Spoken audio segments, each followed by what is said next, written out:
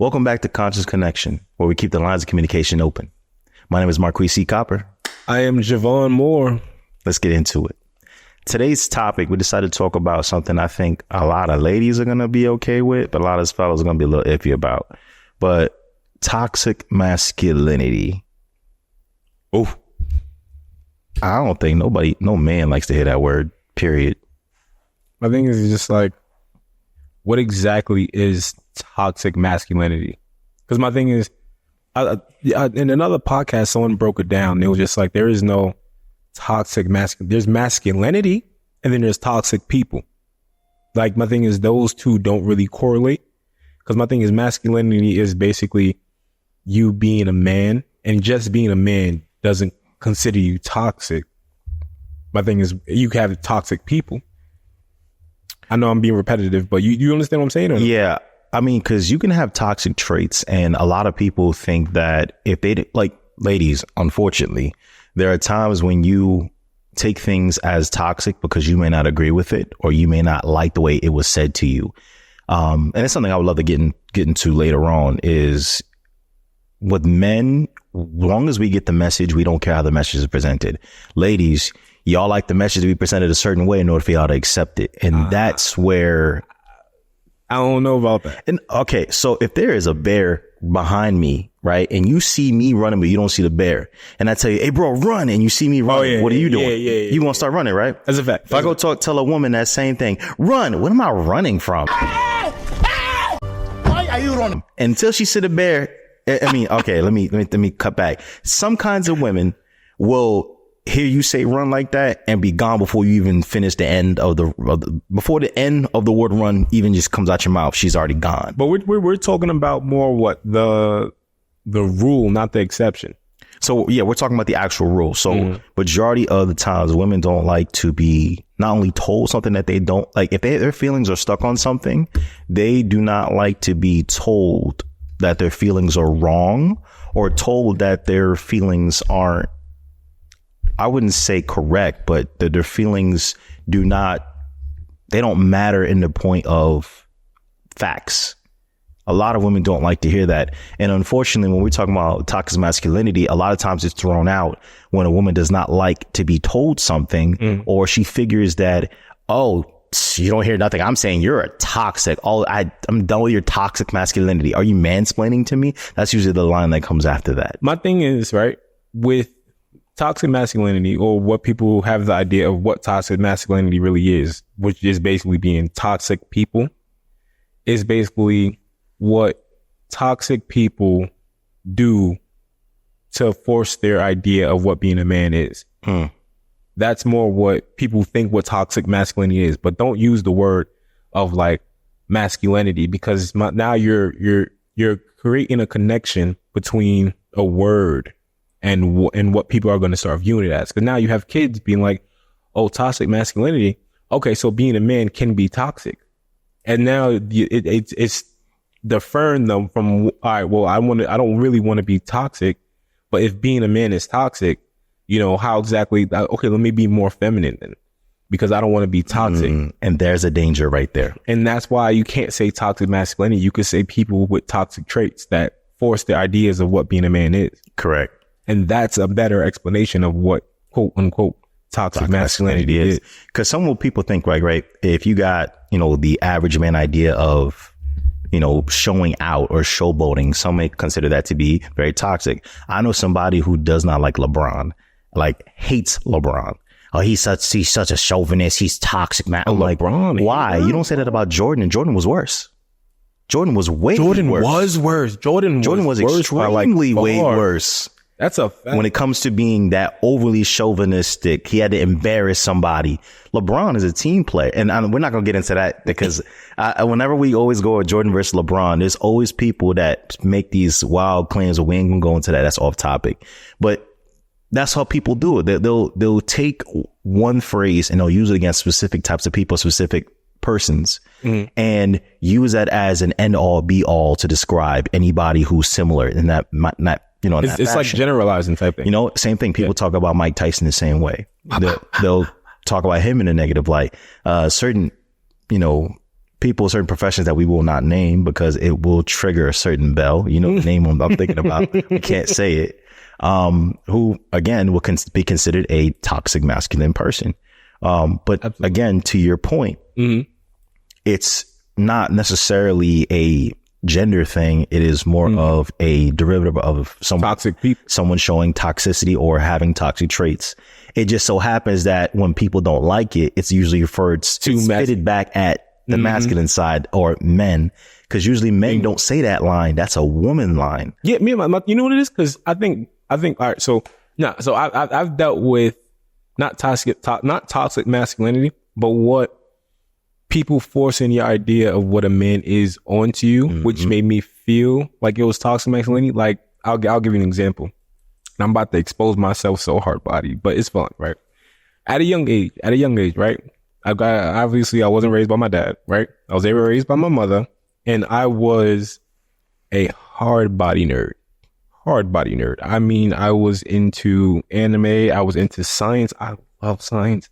I was into all those type of stuff. And I wasn't really into basketball. I wasn't into basketball. I wasn't into cars. I wasn't into stuff that make a guy's guy. Right. And my thing is, because I wasn't into that stuff that makes a guy's guys, I was pretty much kind of isolated out of like the cool crew, or basically like the men who basically, well, not the men, because at this was like elementary school, junior high school, like the kids who grew around those fathers, or even if they grew in their mothers but had older brothers and stuff like that, they were into basketball, watching this, and they would come and they talk, and I would have nothing to talk with them about. So because I have nothing to talk with them about, I kind of felt isolated. But my thing is, I still had an outgoing personality, so they wanted to hang out with me, but they just had nothing to talk with me about. So what did it do to me? It made me create a mask in front of those people. And that mask was basically as in like, oh man, did you see that game last night? No, I didn't see that game last night. I was watching Avatar: The Last Airbender. But I'm gonna make something up right quick. Yeah. I saw that game last night. Yeah, yeah. Did you see when he dunked? Yeah, I know what a dunk is. So yeah, I saw that dunk. Man, yo, that was crazy, bro. Did you see that? Yeah, it was wild. It was wild. But my thing is, it made me not want to talk to men now, because now every time I'm around you, I gotta pretend like I like this player, or I like this, or pretend that I like this car, or I like this car. So my thing is, I started gravitating more towards females. Why? Because now I don't have to put on this mask. We could talk about stuff that literally I don't have to think about, right? What do you mean by that? When it comes to me, you're just like, oh my goodness, I just read this book. Really? What was the book about? Oh, this book was about this adventure story about, that sounds dope. Now I don't have to wear my mask around these women. Now I'm hanging around women, but what happens when we're hanging around too many women? You start developing certain traits and habits. And now because I'm around them, I'm seeming like less masculine to men. And now they're just like, oh, don't worry about those guys. They're just toxic masculinity. But what they're doing isn't wrong. It's just, that's the stuff that they're interested in. That's the stuff that they grew up on. And my thing is, this is the stuff that I grew up on. Correct. But my thing is to say something is toxic because they like that stuff, and that's what society sees what men are into. It's just different people. There's nothing's toxic about either one of them. And again, one man's opinion. Hey, no. But it's a lot of people's opinions, bro. Because, it's funny, where I grew up, right? My dad wasn't a big sports person. My dad, was good with his hands on everything. He's a mechanic for a very long time. Auto body specifically, so there are certain aspects of things that I learned that didn't coincide with the average dude and what the average father was teaching their son. I wasn't out there learning how to play basketball, like similar to that. I don't out there play basketball, football, baseball, even though I did do little league for 2 years. I sucked, but I get a trophy for being on the team, and even going to all city, our team was decent enough where, we went, even though I sucked, but I got to say it like that because I enjoyed the game only because my grandfather liked baseball. You say he didn't like baseball. He loved the hustle. He loved the game, like one of these NBA players. Bro, I was in the outfield and I was so glad nobody hit that far. But the one person who did, I'm like, don't go my way. Please don't come my way. Oh, now I got to pick it up and throw it. I can't throw.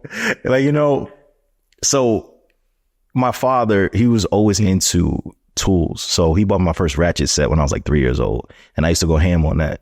Taught me how to change a tire at 4 years old. I could change a tire by myself by the time I was 6 years old. What in the Iron Man? But my dad was into that stuff. But he's also into arts and crafts too. So my dad would teach me different things like that, how to build things, how to, you know, with wood and craftsmanship, stuff like that. We would learn how to do stuff like that. And things that you think I would have learned from my mom, I learned from my father a lot of some of these things because he was always into relaxation. Yeah, he was really cool, just cool as a cucumber, just chill. So he would always, he was always into stuff like that. All right, you wanted to go watch basketball, we can go watch basketball. You wanted to go to the store and get some ice cream, we can go get some ice cream.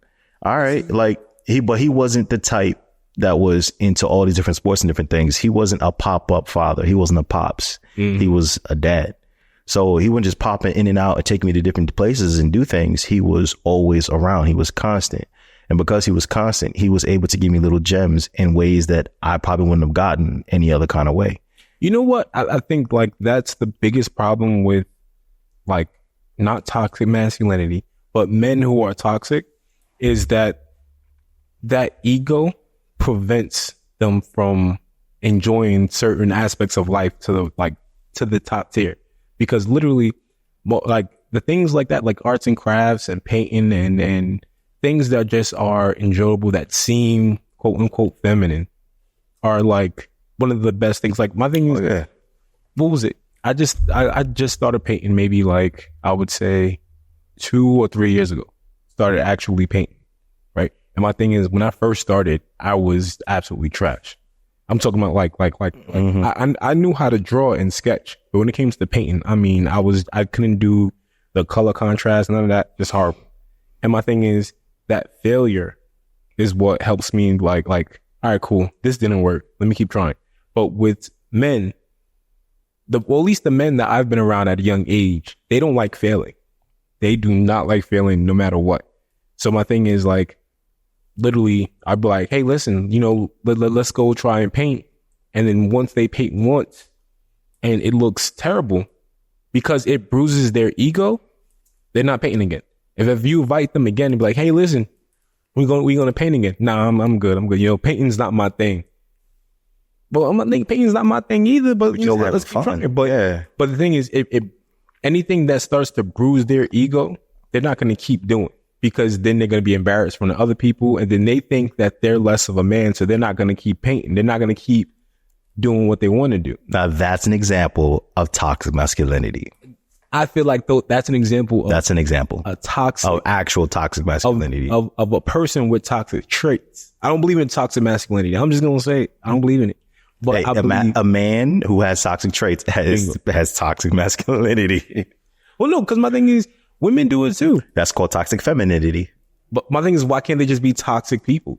Because too many people have too many ways of identifying different things, and either you identify it as a group or you do it at nothing at all. And apparently people want to stop that. But my thing is, even with that, right? Men do it to women and women do it to men. Correct. That's why I feel like it's just toxic people. Because my thing is, the same man who will bash a guy, be like, oh, you don't like basketball? What do you, you a girl or something? You play ball like a girl!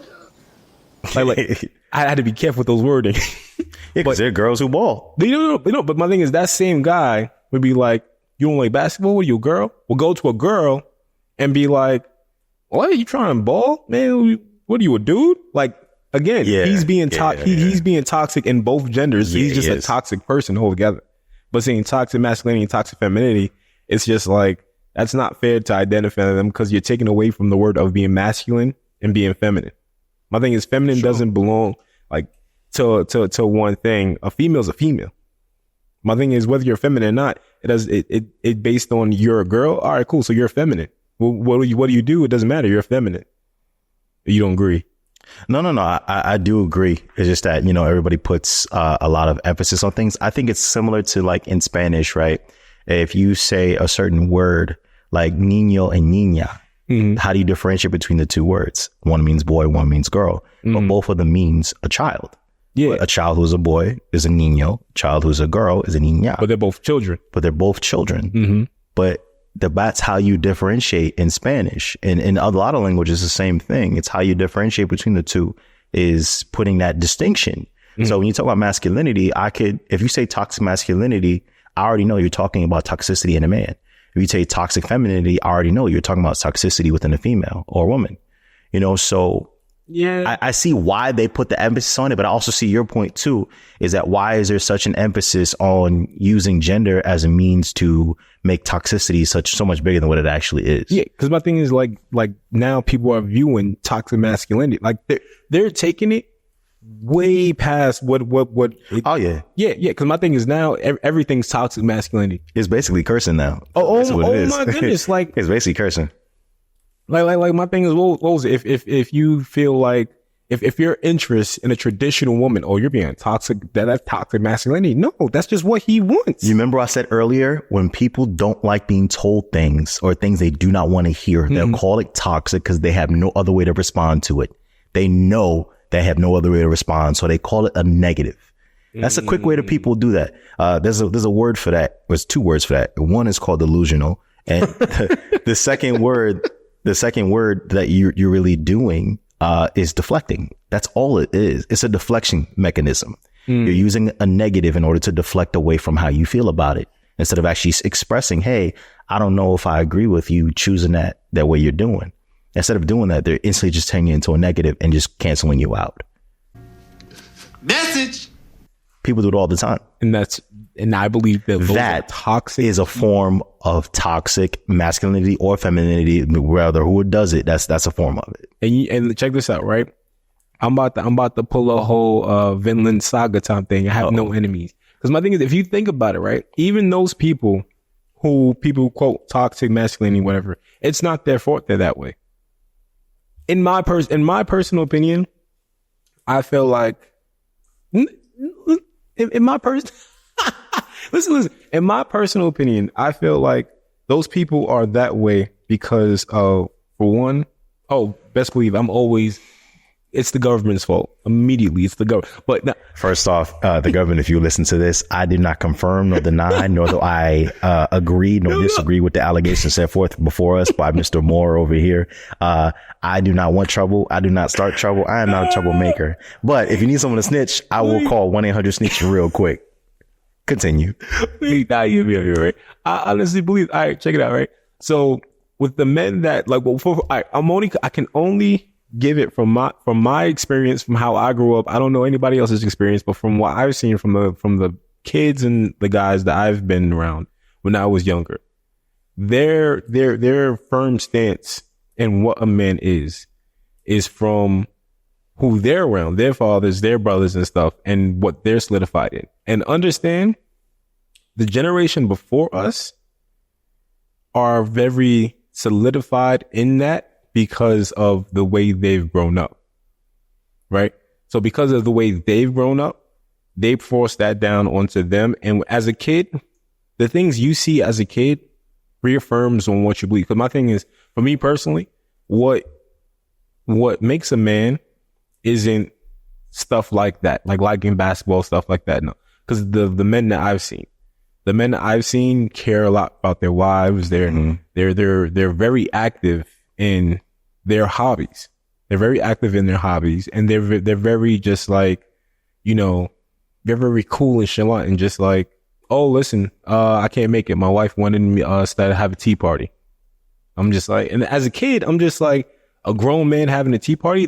I think you've had enough tea for today. Let's get you out of here. Crazy. But my thing is, he was so just like, it's not, why would that be weird? My wife asked me to do something, so I'm going to do it. Yeah. If she wants to have a tea party, guess what? I'm going to get some china and we're going to have a tea party. And the thing is, these are like 6 foot, well-built men with nice suits and everything, and looking me dead in the face. Yeah, I'm about to have a tea party with my wife. Serious face. All right, catch y'all later, bro. Like, that's the type of men I grew around. So it's just like, okay, I don't see him as being feminine at all. Why? Especially because he could beat my behind in 5 seconds. He's not feminine at all. What you call me? What you say about my mama? And my thing is, you know what? I'm gonna give you an example. Right? So there's this older man in back in New York, and I'm telling you, like, me and him are so we were so close. I moved in Jersey now, so we were so close, right? I still call him. I gotta call him recently, but back to what I'm saying, right? The story, right? He was in the army, right? He was in the army, and he was in high school. No, he was in high school. Him and his wife lived next door to each other since they were 6 years old. That's that Spider-Man and Mary Jane. Yo, since they were 6 years old, right? They grew up together as friends, and he said in high school they decided. I love you, Janae. It was. Look, I kid you not. It was the most beautiful love story. I kid you not. In high school, they decided to take it to the next level, right? So he was just like, all right, cool. So they started dating, right? And at that time, he was just like, for a black man, you wasn't really getting any job. No one wanted to hire you. So he was just like, literally, it was either do something legal or go to the army. Now, he said he did moonshine runs because, again, it was illegal to sell alcohol on Sunday, except if you was like upstate in Canada or whatever. So what he would do was he would go in Canada, buy alcohol and sell it on Sunday. But then his wife was just like, listen, no more of that. Like, listen, we need to find something that's going to solidify. So he said, listen, I'm going to the army. So he went to the army, and he was just like, so he's overseas and whatnot. And he said the men at that time, they're all in these clubs, they're with women and this and that. And he's just like, listen, you know, I have my woman back at home. He said he would go there, but, you know, he would drink and he would stand on the sides and he would just go back. And then he said, got to a point when they pressed him, and it was just like, listen, you know, you come here every night. We're around these women. You're not around no women. What are you, gay? And he was just like, that was that trigger word back in the day. That was that trigger word. Oh yeah. It's a big trigger word. Right. But the thing is, again, I think I was about like 13 when he told me this story. Right. And it just solidified so much in me. Cause like he said, he looked him in his face and he said, you know what? He was just like, I don't want to be around women. That's my personal opinion. He just like, that doesn't make me less of a man. That doesn't make me more of a man. That makes me me. And he was just like, but if you want to challenge my manhood, we could go outside. If I raise up, gonna be trouble. Trouble. He said, if you want to challenge my manhood, we could go outside and I could show you how much of a man I am.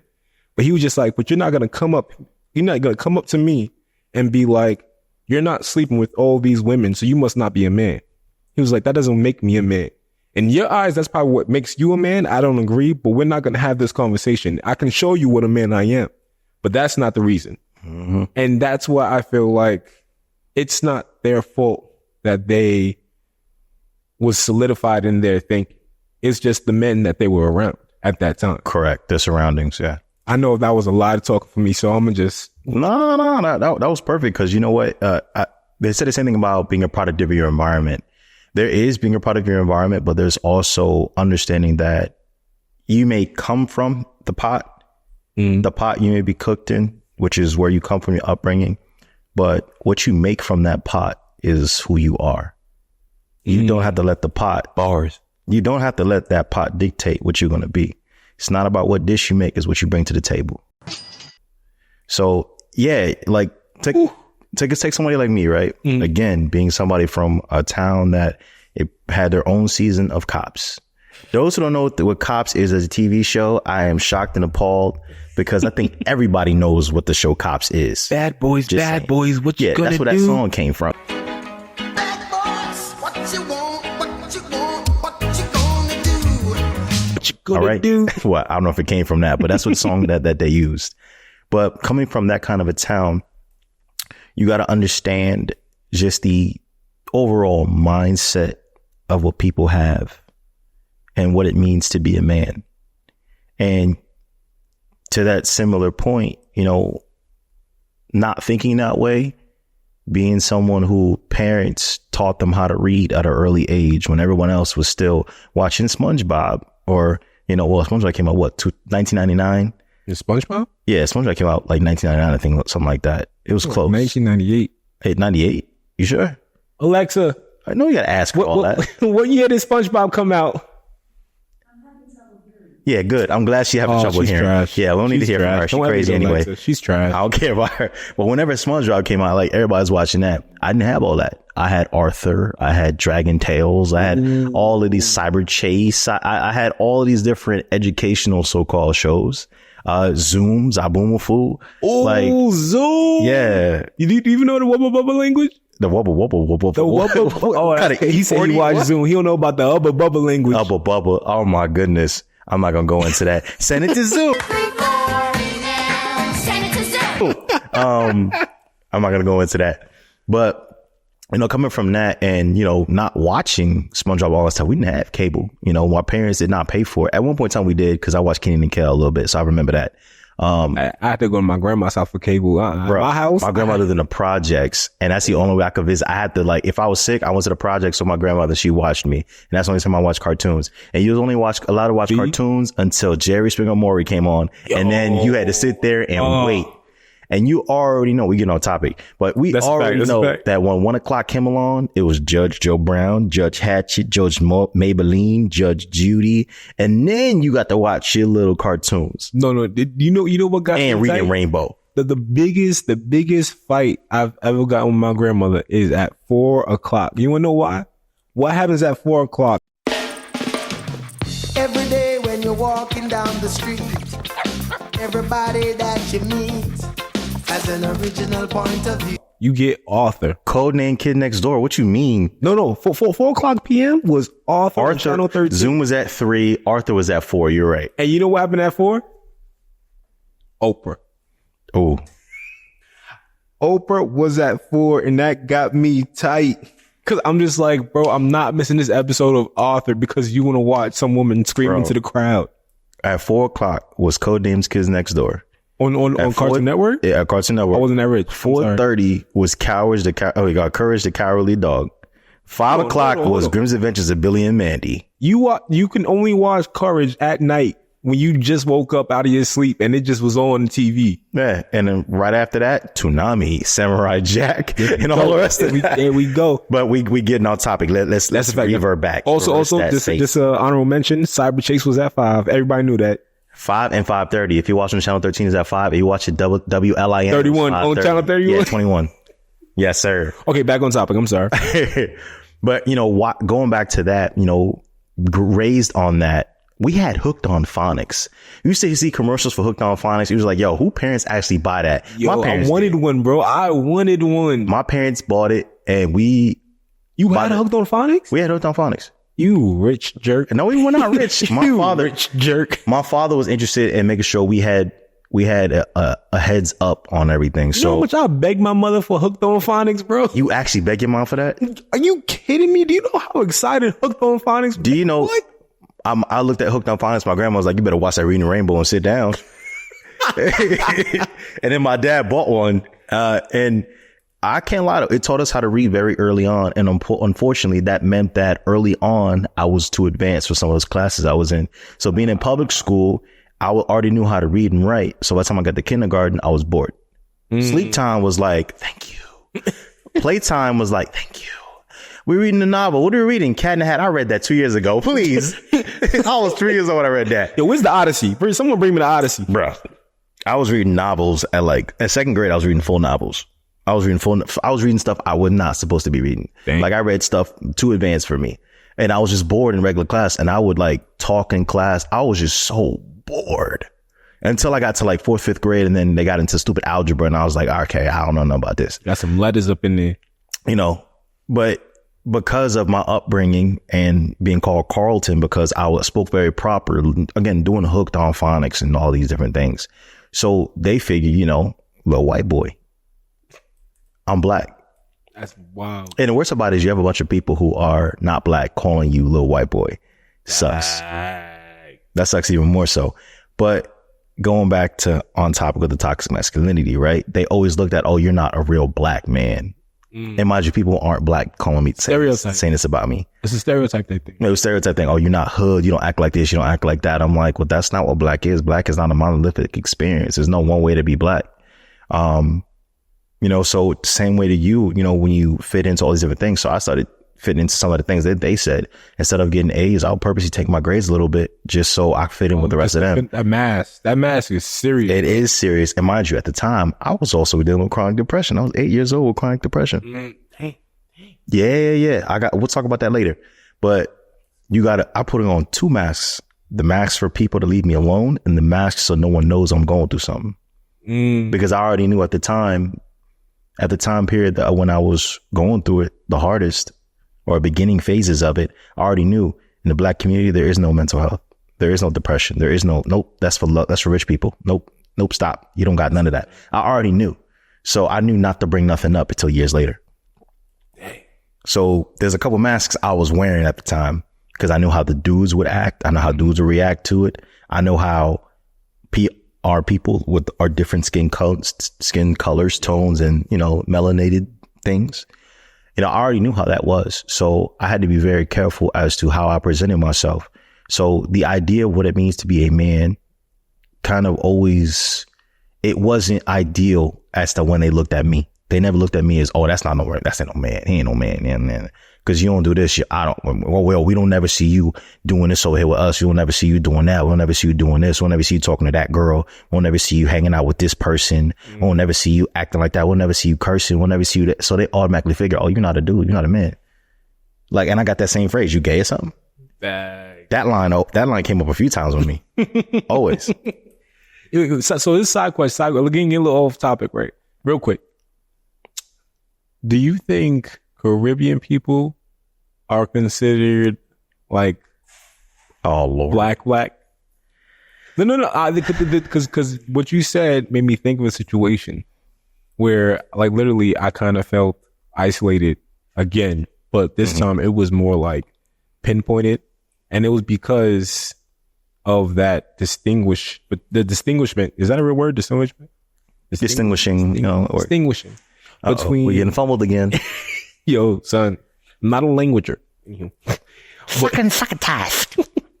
Between, like, being black and born in America and having a heritage to pull from. Because it was like, I think like 3rd, 4th grade. I'm lying. It was like 6th grade, right?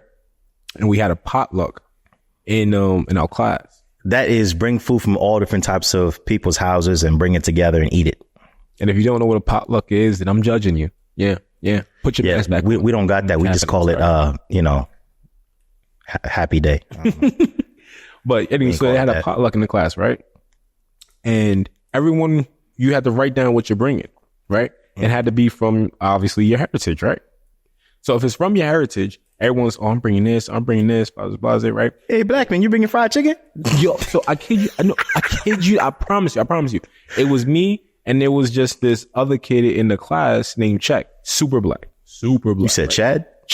Check? Yeah, Check. If you knew Check, you knew he was black. Mike Check 1 2 1 2. Stop. But also, I felt so bad because I used to tease Check about being black, and I regret it now. Anywho, that's a whole nother topic. Anywho, but he was African, right? He was African. Oh, like where this is going. I really don't. No. But the thing is, of course, he had something to put down because obviously you have what fufu or goose. You stuff is good. He has his stuff. So then I'm just like, yo, like, I don't really have anything to put down. And I came to the teacher, and I was the only person who didn't put anything down. And then the teacher was just like, listen, why didn't you put anything down? I was just like, honestly, I don't really know what to put down. And she was just like, well, you need to find out something, because this was homework. So she was like, you need to find something that you put down, and you have to write a report about it. So go home and ask your mother what you could put down. And I was just like, well, like I'm really from America. And I was really trying to imply, I'm black. Like we don't really have anything to put down unless you want me to bring macaroni and cheese up in here. But someone already put that where it's actually from their culture. And then, but what ended up happening was, I told her that, and she was just like, well, Check put something down. And I couldn't respond how Rona responded, because I was just like, but I had like this look in my face, like in my head, I'm just like, he's like, he was born in Africa, right? Like, you do know he's African, and I'm not African. You know the difference between two black people, African, right? And African American. Right? So, but she was trying to imply if he can put something down and he's black, I could put something down. Oh yeah. And I was just like, I could go home and I could ask my mom. And my mother, she was livid, bro. She was just like, listen, you about to go to Popeyes or somewhere. I don't know what you want from me, but like, teacher was out of line.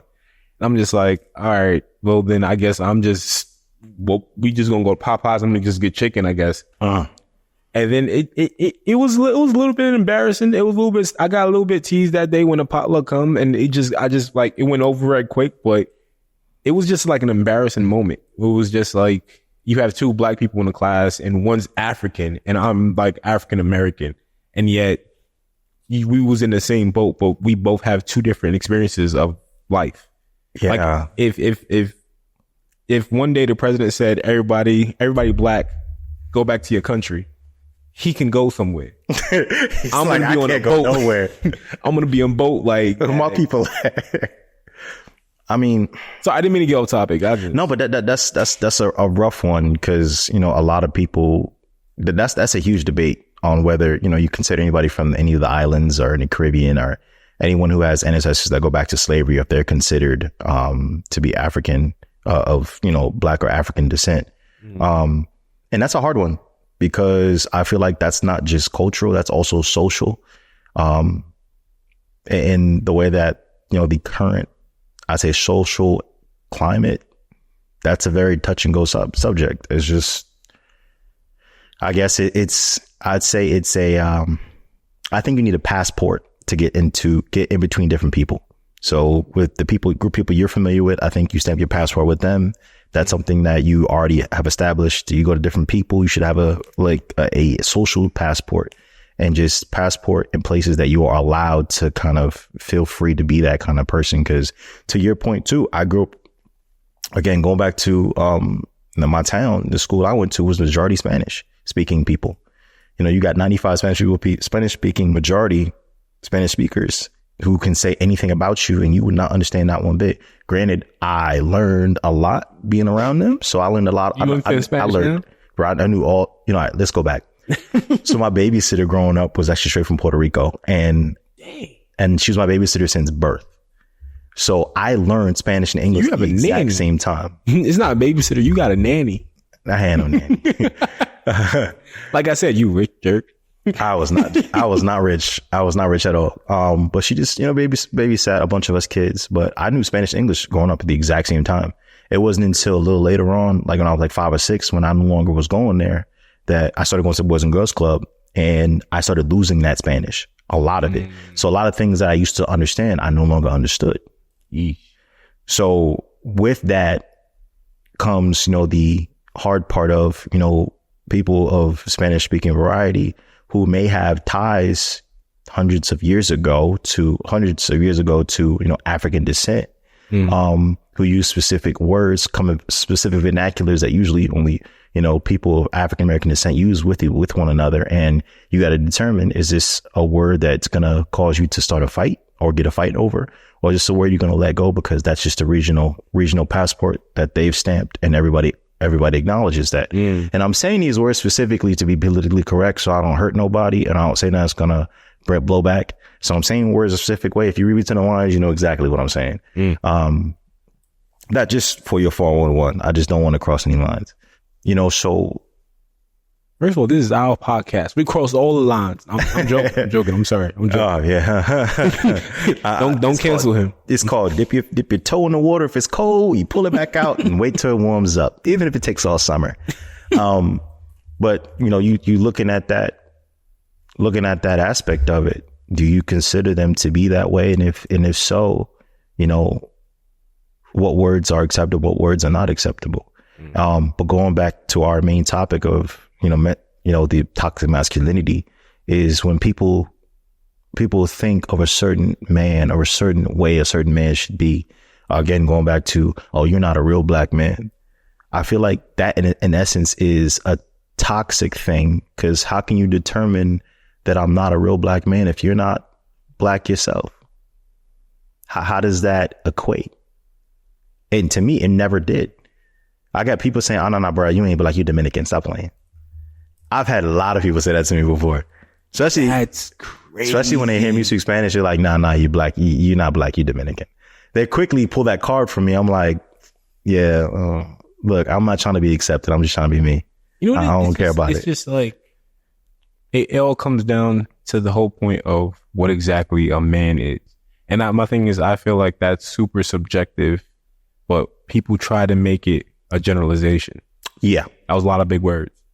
No, the thing about it is, it's strictly subjective and it's not objective. People use it objectively. They use it as a means to do something about it, or use it for some sort of activism, or use it for some way to make themselves seem higher or lower or equal to somebody else. Yeah. When it really isn't objective, it's subjective. It's something where you're thinking about it and you have to examine, is this something that just needs to be done or needs to be said? So a wise person recently told me, you know, when it comes to your self-control, you got to think about it 3 different ways. Can it be said? Does it need to be said? And does it need to be said by you? That last one, yeesh.